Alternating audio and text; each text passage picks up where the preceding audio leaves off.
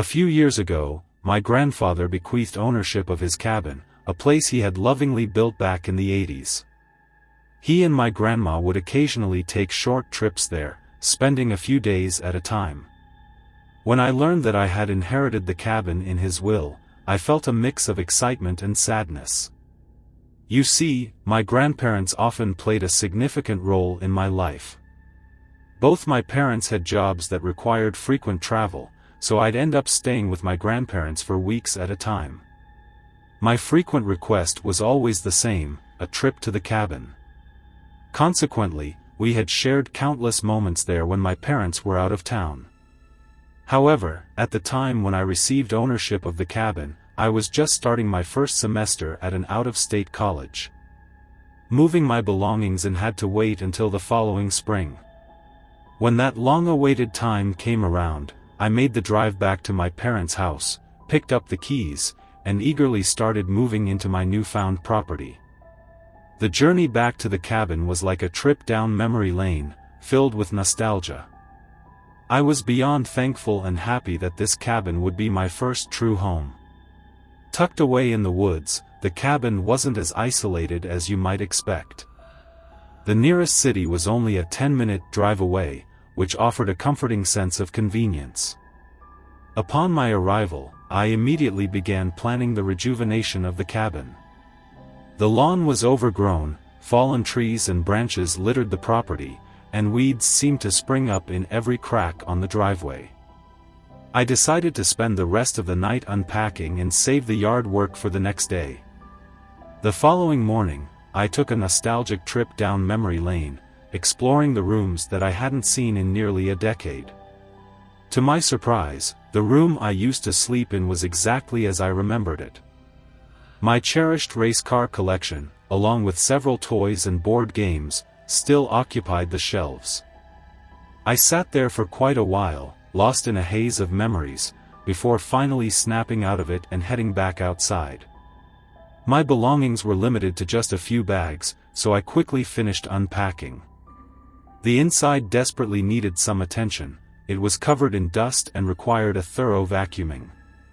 After expending all my energy on cleaning, I decided to go outside and relax on the glider bench on the porch. To provide some context, the cabin had a wraparound porch that extended around roughly half of the exterior. The bench faced the driveway, and beyond that lay a small lake, maybe 100 feet away. However, apart from the lake, the cabin was surrounded by dense woods, and there wasn't much moonlight to illuminate the yard.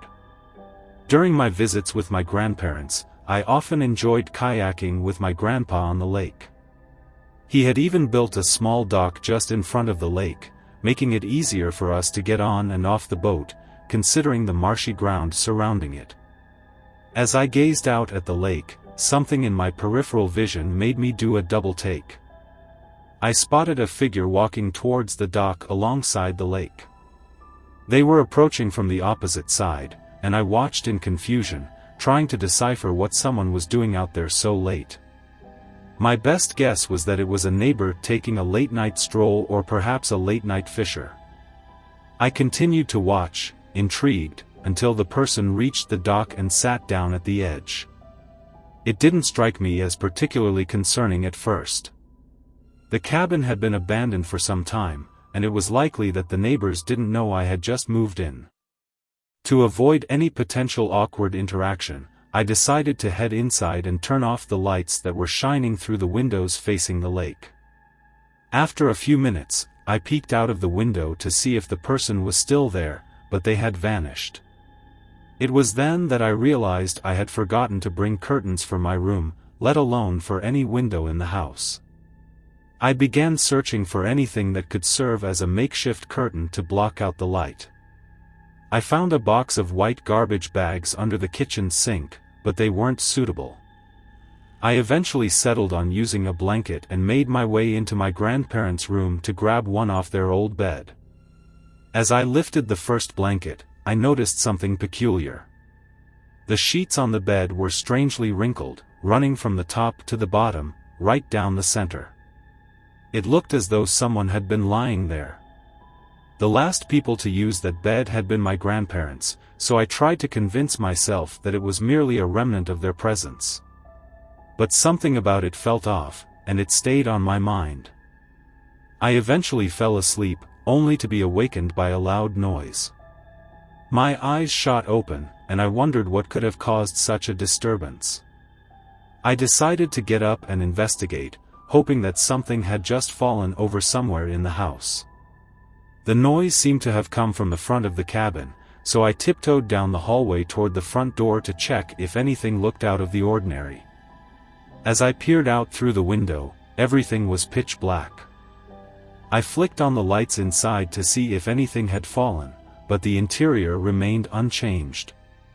Concern began to well up within me, and I grabbed my grandpa's shotgun from their room. The cabin's exterior lights were out, so I relied on the flashlight on my phone as I opened the door.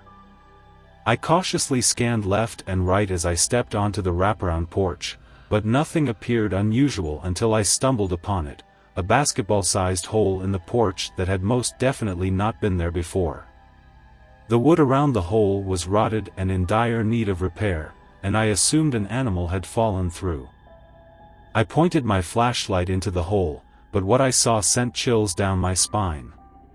A few feet below the deck, on the ground, lay a large black boot, soaked and caked in mud. It was missing its shoelaces, which explained why it had fallen off. This was the least of my concerns. The realization that someone had been lurking around my house in the dead of night sent me into panic mode. I rushed back into the cabin, locked the door, and called the police immediately. While waiting for them to arrive, I sat by the window, gazing toward the front of the cabin. Despite the darkness, I could just make out the dock on the lake. Finally starting to calm down, since the police were only minutes away, I saw a figure of a person walking by the dock once again. I reached for the shotgun on the floor beside me, making sure it was loaded, in case I needed to use it. When I looked out again, the figure had disappeared, and I never saw that person again. The police arrived shortly after, searched the cabin, and conducted a quick scan of the property outside. Though I mentioned seeing someone at the dock, they didn't take any action since the person was no longer on my property. I'm still not sure what that person was up to that night, and I suppose I'll never find out. The possibility that they had access to the cabin, possibly explaining the wrinkled bed sheets in my grandparents' room, sends shivers down my spine. While I still own the cabin, I haven't returned since that night. A part of me wonders if that person somehow had access to the cabin, which would explain the wrinkled bed sheets. I hope I'm wrong, but the fact that they showed up in the middle of the night at my secluded cabin in the woods makes me suspect they might have been living there or at least visiting. I won't be returning until I can afford to install a security system to ensure my safety and potentially catch whoever it is, should they ever return.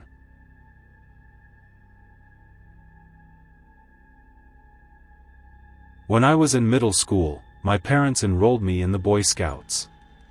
As a result, I found myself on camping trips every so often. One particular trip stands out vividly in my memory, a week-long adventure at a summer camp where we'd be staying in log cabins. I wasn't exactly looking forward to it, mainly because I wasn't close friends with any of the other kids in the troop.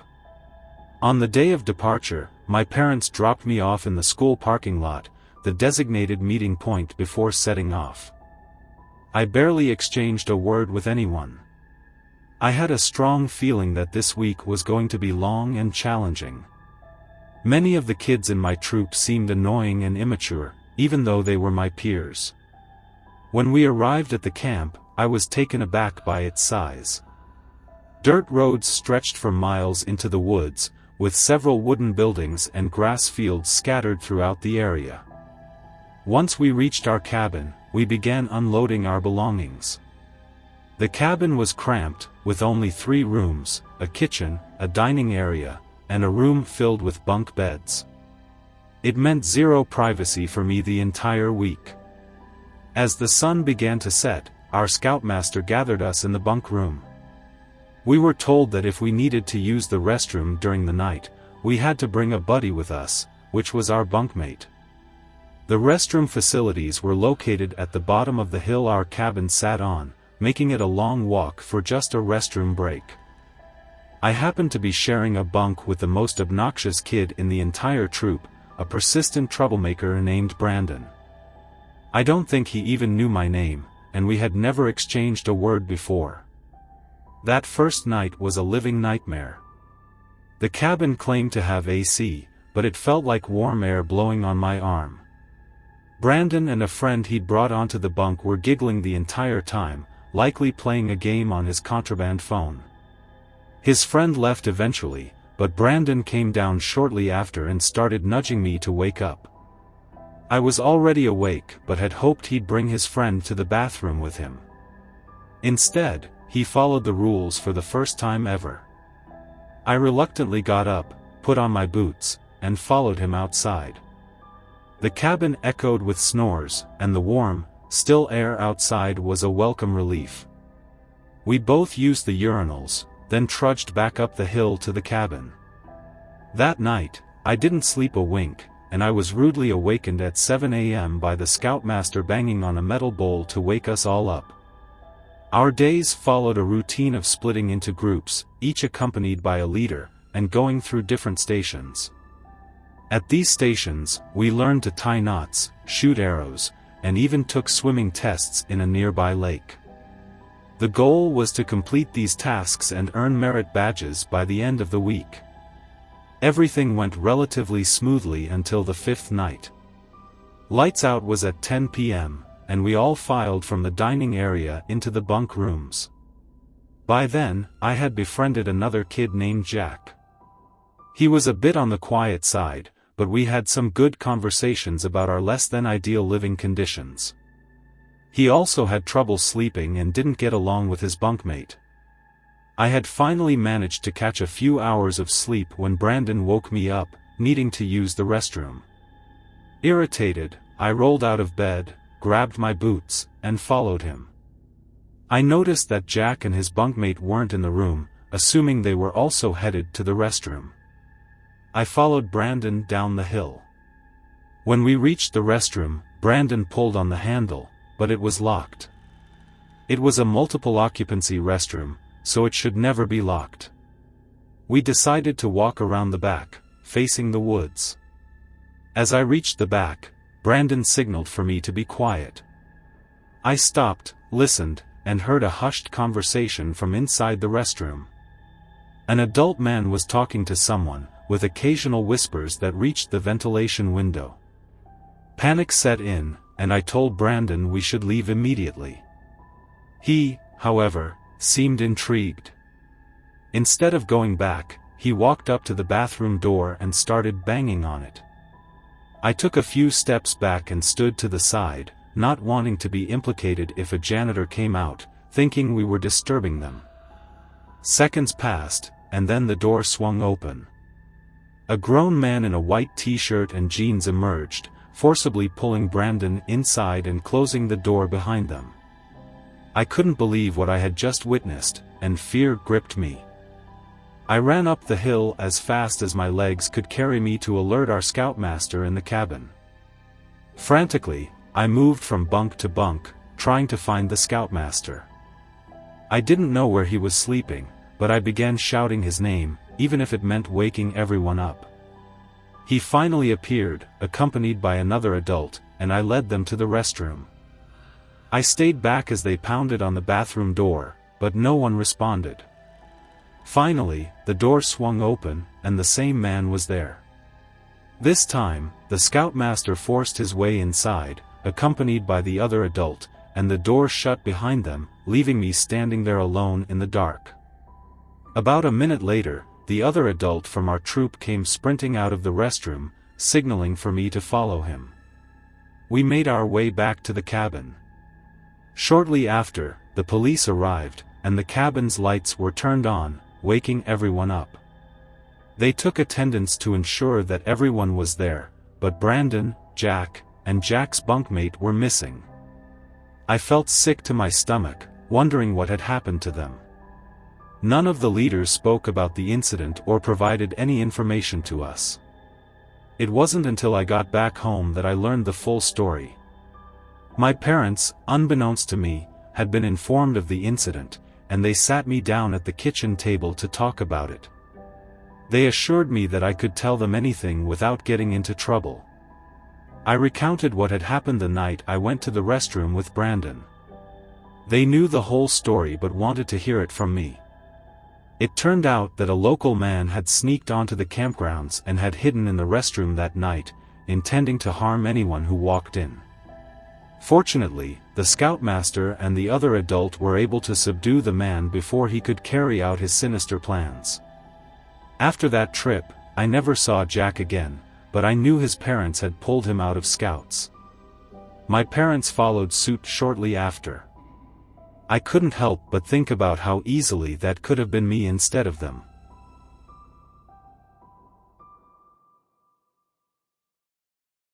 I've been captivated by nature for as long as I can remember. Something about the great outdoors has always drawn me in. Many of my childhood memories are filled with long hikes in the woods, whether with my dad or my school friends. When the summer rolled around during my sophomore year in high school, I was gearing up to try out for the soccer team in the fall. So, I found that jogging through the woods was the perfect way to both stay in shape and satisfy my love for the natural world. One day, as I embarked on a 4-mile run along a new trail in the woods, I stumbled upon a cabin I had never seen before. It was a perplexing discovery because it sat in a remote corner of the woods, far from any roads. This small, rustic structure had a tin roof, faded wooden walls, and boarded-up windows. It had an unmistakable aura of abandonment. With a sense of reluctance, I continued my run that day, though I couldn't shake the desire to explore that mysterious cabin. Once I finished my run, I immediately called my adventurous friend Marty and shared my discovery. He was equally intrigued, so we decided to meet up at the park that evening around 7 to investigate. When we met, we started hiking into the woods, following the trail I had taken earlier. It didn't take us long to reach the cabin, only about a mile from our starting point. As we arrived, Marty's shock mirrored my own from earlier. We circled around the property, searching for any way to get inside. The front door was securely locked, but one of the boards over a window in the backyard was not nailed down. Marty decided to take the initiative and entered through the window, with me following closely behind. Stepping inside, it was immediately evident that nobody had lived there for a long time. The air was heavy and still, with a damp, musty odor that made it difficult to breathe. We started to explore the cabin, peering into every room and corner. The interior was sparse, with only a few pieces of furniture and a dusty fireplace. As we did our rounds, we stumbled upon a door in what seemed to be the master bedroom, a door that we hadn't noticed earlier. It was hidden behind an old, wooden, dusty bookshelf, and it piqued our curiosity. Marty opened the door, shining his flashlight inside to reveal what appeared to be a walk-in closet. Several rustic coat hangers were suspended from a wooden bar, but there were no clothes. It was definitely strange, but our curiosity overpowered any hesitation. Marty entered first, and I followed closely behind. At the top of the ladder, we were met with a sight that completely caught us off guard. There, arranged in a circle about the size of a hula hoop, were several bones. I told Marty to investigate, and when he reached the top of the ladder, I pointed at the shadowy circle of bones. He took the flashlight from my hand and crouched over them. His face turned pale, and he whispered, "Dude, these are human bones." Without a moment's hesitation, we both scrambled down the ladder and sprinted from the cabin as fast as we could. We didn't stop until we reached my house. Once there, we told my parents about our shocking discovery and immediately called the police. The investigation that followed unveiled a horrifying truth. The bones we had found were indeed human, some dating back several years and others as recent as the past few months. It was determined that there was an active serial killer in the area, but the police had no leads on the identity of the perpetrator. From that day on, I avoided that trail and the woods unless I was with a friend. No further reports had been made, which was a relief, but the person responsible for these heinous crimes remained at large.